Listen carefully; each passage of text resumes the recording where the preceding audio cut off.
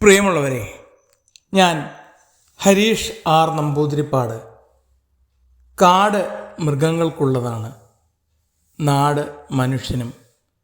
മനുഷ്യൻ കാട് കയറി അക്രമങ്ങൾ കാണിക്കുമ്പോൾ മൃഗങ്ങൾ കാടിറങ്ങി നാട്ടിലെത്തുന്നു.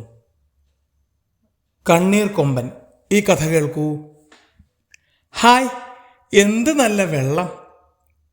എത്ര നാളായി ഇതുപോലെ തെളിഞ്ഞ വെള്ളം കണ്ടിട്ട്. ദേഹത്തൊഴിക്കുമ്പോൾ എന്തൊരു കുളിര്!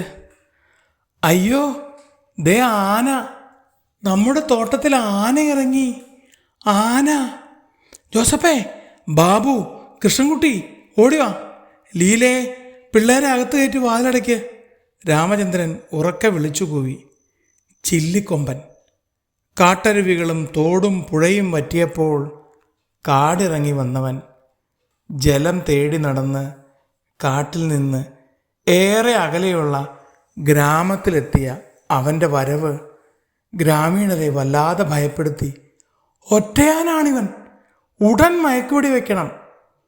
അത് പോരാ, ഇവനെ വെടിവെച്ചു കൊല്ലണം. ഇങ്ങനെ ആധികാരികമായ സംഭാഷണങ്ങൾ ഉയർന്നു കേട്ടു. വിവരമറിഞ്ഞ വനപാലകർ മയക്കുവെടി വിദഗ്ധനായ ഡോക്ടറോടൊപ്പം അവിടെ എത്തി. ചില്ലിക്കൊമ്പൻ കൃഷിഭൂമി നനയ്ക്കുന്ന തോട്ടിൽ നിന്ന് വെള്ളം അല്പാൽപമായി കുടിച്ചുകൊണ്ടിരിക്കുകയായിരുന്നു. ടിഷ്യൂ! ഒരു വെടിയൊച്ച മുഴങ്ങി. ഘ്രാ ശബ്ദത്തോടെ ചില്ലിക്കൊമ്പൻ അലറി. അപ്രതീക്ഷിതമായി ദേഹത്ത് എന്തോ ഒന്ന് തറച്ചു. അവൻ വാലു വീശി നോക്കി. തുമ്പിക്കൈ കൊണ്ട് എത്തിപ്പിടിക്കാൻ നോക്കി. ഏറെ പണിപ്പെട്ടിട്ടും സാധിച്ചില്ല. സാവധാനം ബോധം മറഞ്ഞു തുടങ്ങി.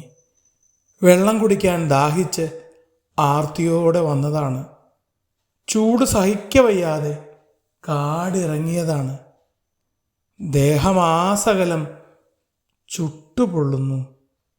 തൊണ്ട വരളുന്നു. വെള്ളം, വെള്ളം! ആനക്കുട്ടി ബോധം മറിയുന്ന നേരത്തും തുമ്പിക്കൈ നീട്ടി.